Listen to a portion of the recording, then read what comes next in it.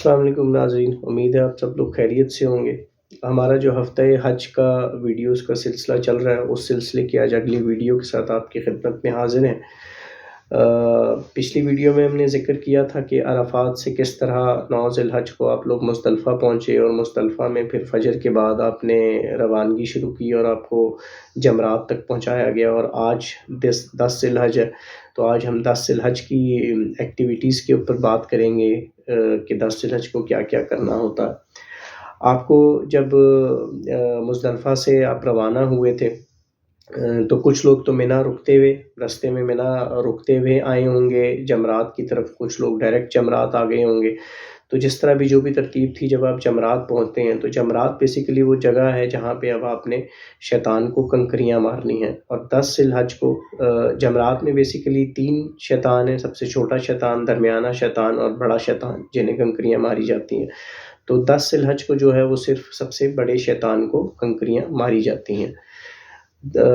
جو جمرات کا علاقہ ہے اس میں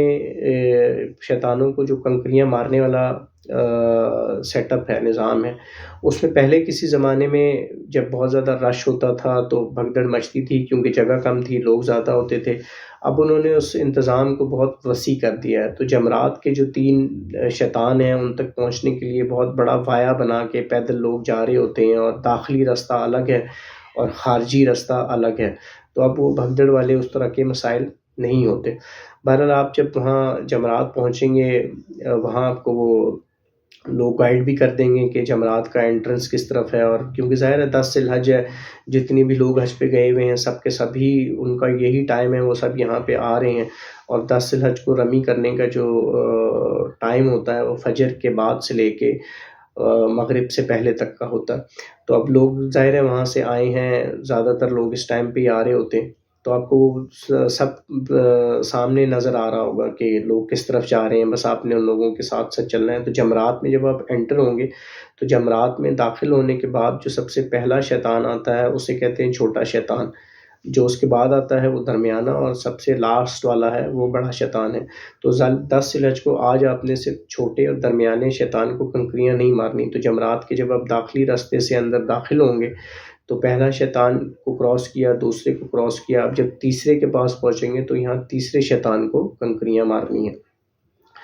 اچھا، اب شیطان، یہ جو جمرات ہیں یہ بھی بڑے بڑے پتھر ہوتے ہیں، تقریباً ان کی چوڑائی 15 16 فٹ ہوتی ہے، اور اس میں جب آپ گزر رہے ہوتے ہیں تو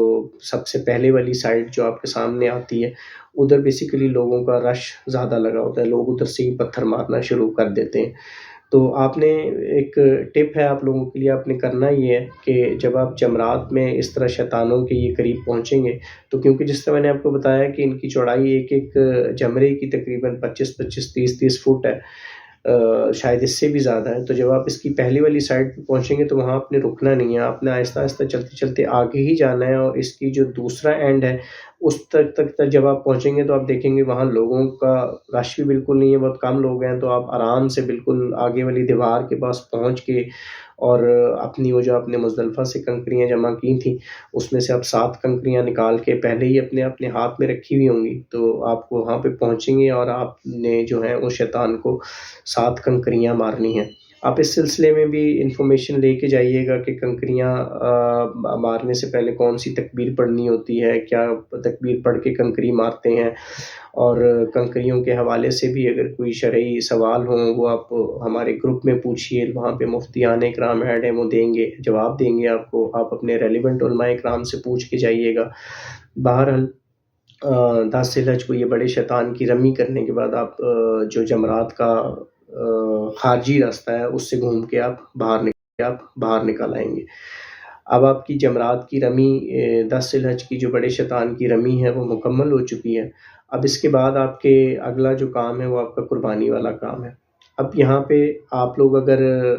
آپ میں سے بہت سارے ایسے ہوں گے جنہوں نے قربانی کا ٹوکن پہلے سے لیا ہوا ہوگا، اور اس کے بعد آپ کو قربانی کے بارے میں ٹوکن پہ ہی ٹائم لکھا ہوا آ رہا ہوگا کہ یار اس ٹائم تک آپ کی قربانی ہو چکی ہوگی، تو وہ ٹائم آپ نے اس ٹائم کو دیکھنا ہے، اس ٹائم سے پہلے اگر آپ رمی کر چکے ہیں تو آپ نے اس ٹائم کا انتظار کرنا ہے۔ آپ کو اگر نوٹیفائی کر دیا جاتا ہے، کیونکہ اس کا ایک طریقہ یہ بھی ہوتا ہے کہ وہ ٹوکن نمبر آپ کو ایشو کرتے ہیں، آپ سے آپ کا جو سعودیہ کا نمبر ہے وہ لیتے ہیں، اس نمبر پہ اطلاع آ جاتی ہے کہ آپ کی قربانی ہو چکی ہے، ایک طریقہ یہ ہوتا ہے۔ باقی پھر اگر آپ کے کوئی بہت سارے ایسے لوگ ہوتے ہیں جن کے عزیزیہ میں رشتہ دار رہ رہے ہوتے ہیں، وہ ان کو کہہ دیتے ہیں، ان کو پیسے دے چکے ہوتے ہیں حج پہ آنے سے پہلے ہی، اور وہ پھر قربانی کرتے ہیں اور وہ ان سے فون پہ رابطہ کر کے بتا دیتے ہیں کہ آپ کی قربانی ہو چکی ہے۔ اور بہت سارے ایسے لوگ ہوتے ہیں جو کہ خود قربان گاہ مینا کے اندر جو بنی ہے وہاں جاتے ہیں اور وہاں جا کے قربانی کرتے ہیں اپنی آنکھوں کے سامنے۔ بہرحال جو بھی جس طریقے سے بھی آپ نے قربانی کا اپنا شیڈیول بنایا تھا، جو سیٹ اپ کیا تھا، جب آپ کو اطلاع مل جائے کہ آپ کی قربانی ہو چکی ہے، آپ نے بیسیکلی جمرات کی بڑے شیطان کی رمی کرنے کے بعد مینا پہنچ کے، یا اگر آپ وہاں سے آپ کے عزیزیہ کی بلڈنگ قریب ہے وہاں جاتے ہیں، آپ نے انتظار کرنا ہے جب آپ کو پتہ لگ جائے کہ آپ کی قربانی ہو گئی ہے، تو اس کے بعد آپ نے حلق کرا لینا، جو اپنا سر صاف کرنا ہوتا ہے بلیڈ سے حلق کروا لینا ہے،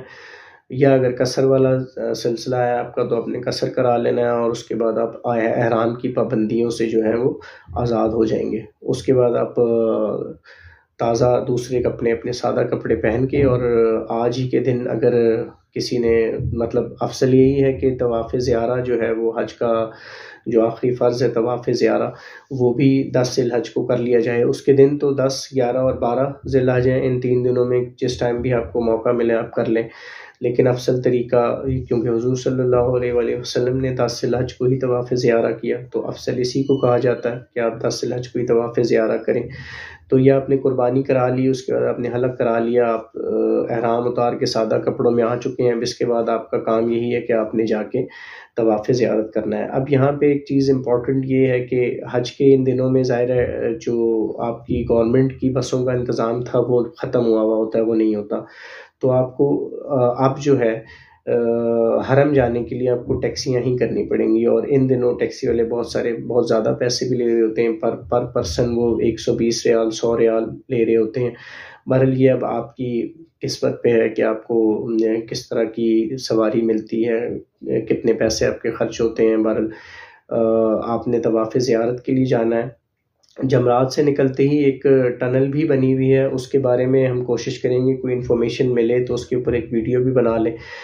لیکن ایک جمرات سے نکلتے ہی ایک ٹنل ہے جو حرم کی طرف جا رہی ہوتی ہے، وہ تقریباً 2-2.5 گھنٹے کا پیدل راستہ ہے، تو وہاں سے بھی جن کے اندر ہمت ہے وہ وہاں سے پیدل جائیں، حرم پہنچیں گے، وہاں سے وہ پھر طواف زیارت کر لیں، اور پھر دوبارہ اپنی واپس آپ لوگوں نے مینا میں آ جانا ہے۔ تو جو لوگ